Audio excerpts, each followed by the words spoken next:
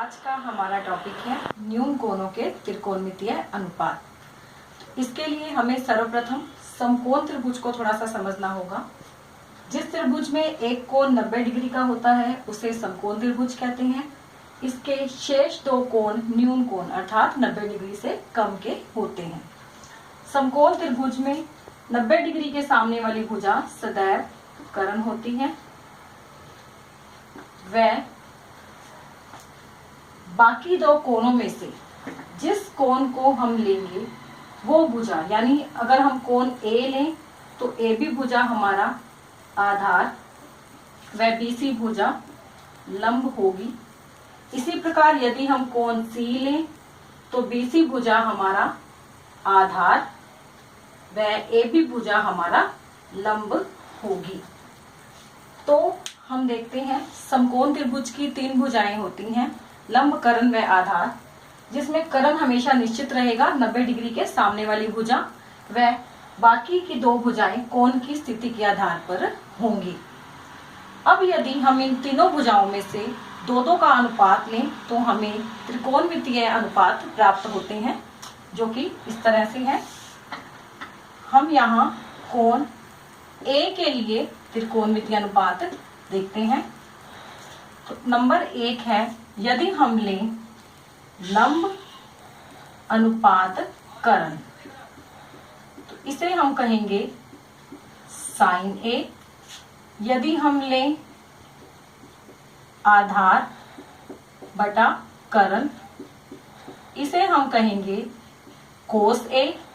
यदि हम लें लंब बटा आधार इसे हम क्या कहेंगे tan ए।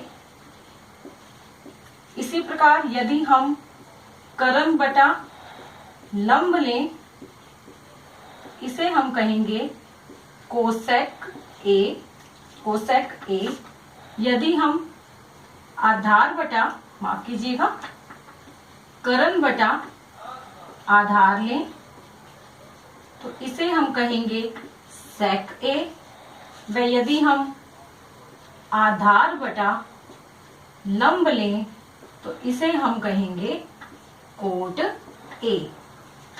इस प्रकार इन तीनों भुजाओं में से दो दो को अनुपात रूप में लेने पर हमें ये 6 त्रिकोणमितीय अनुपात प्राप्त होते हैं, जिन्हें याद रखना भी बहुत सरल है। देखिए, ये हमने लिखा लाल और ये लिखा हमने कक्का। इसमें L बच्चों लंब के लिए, A आधार के लिए, व K हमने कर्ण के लिए लिखा है।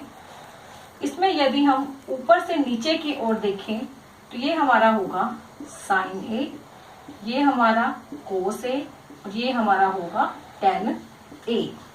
लंब बटा कर्ण साइन ए, आधार बटा कर्ण कोस ए व लंब बटा आधार tan ए।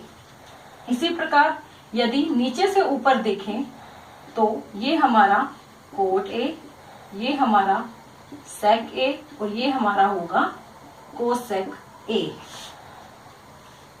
कोट ए आधार बटा लंब कोसेक ए, कर्ण बटा लंब व सेक ए कर्ण बटा आधार। तो इस प्रकार हम इन 6 त्रिकोणमितीय अनुपातों को सरलता से याद कर सकते हैं। धन्यवाद।